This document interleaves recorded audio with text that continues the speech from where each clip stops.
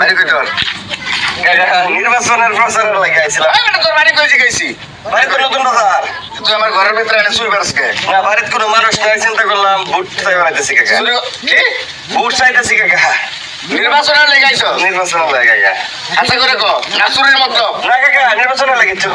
নির্বাচনের লেগে? জি কাকা। তো নির্বাচনের লেগে কি আমার বাড়ি ছাড়া এই ইউনিয়ন আর কোনো বাড়ি নাই?